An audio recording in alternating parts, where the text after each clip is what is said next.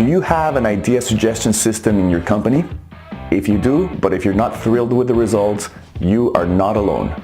Most suggestion systems actually consist of empty suggestion boxes, whether they're physical or digital, frustrated employees that are just tired of seeing their ideas going into a black hole of good intentions, and frustrated managers that just don't have the time to review, validate, and implement all of those suggestions.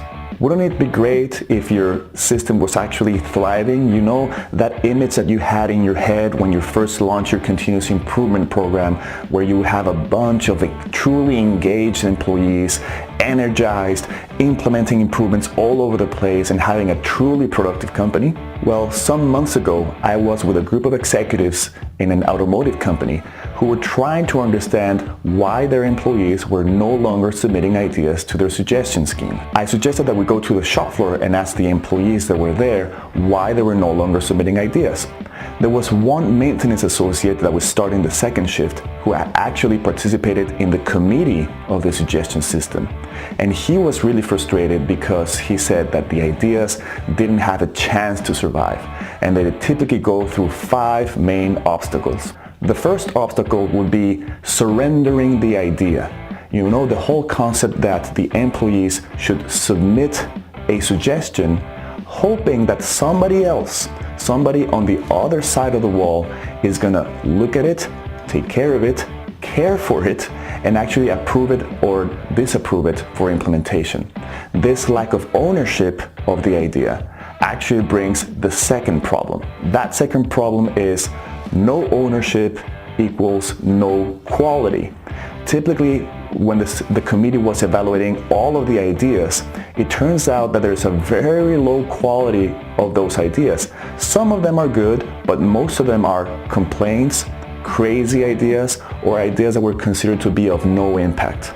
And that is understandable if we consider that all of the employees surrender their ideas. They don't care about the quality of those ideas if they're not going to be the ones implementing it. And that brings us to the third problem, which is the committee becoming the bottleneck. Most companies that put in place a suggestion system also put in place a committee whose job is to analyze, evaluate, and approve all of the ideas that get into the system. The problem is that this committee typically becomes the rejection committee. They are looking for impossible ideas, which are big transformational projects that have a big impact with no risk and no cost, which of course brings us to reject 90% of the ideas that get into the system in the first place. And then that also brings us to the fourth problem, which is the lack of feedback. Since most of the ideas get rejected, there's also a lot of employees that are awaiting for feedback on their idea. The committee cannot provide feedback to all of the rejected ideas because otherwise it would become a worse bottleneck, making the system worse. So therefore the employees lose trust in the whole system and stop submitting ideas. To make matters even worse, the maintenance associate was actually talking about the 10% of 10% problem. The committee typically approves 1/10 of all of the ideas that get into the system. All of those ideas ultimately end up with an implementation plan, but only 10% of those actually get implemented and see the light of day after 6 months or 12 months of implementation. And that turns out to be only a total of 1% of all of the ideas that were suggested that actually get implemented at the end. So it's no wonder that most companies are actually frustrated with their suggestion system.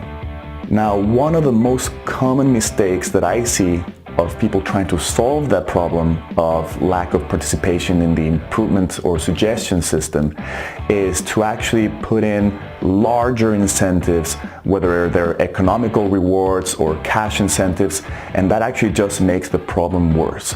What is recommendable is actually to do 3 things. First of all, we need to eliminate the centralized approval process and actually replace that with a decentralized coaching system where you have frontline managers, supervisors, and other change agents acting as coaches for the frontline employees to actually capture their ideas and help them move their ideas forward. The second element consists of empowering your employees, the frontline employees, to execute their own experiments instead of just asking for suggestions. This actually implies giving them the resources and the process and the support they need to run small experiments that can be executed offline with almost no resources that will actually help them learn whether the idea can work or not. The third element that successful companies adopt is simply lowering the bar.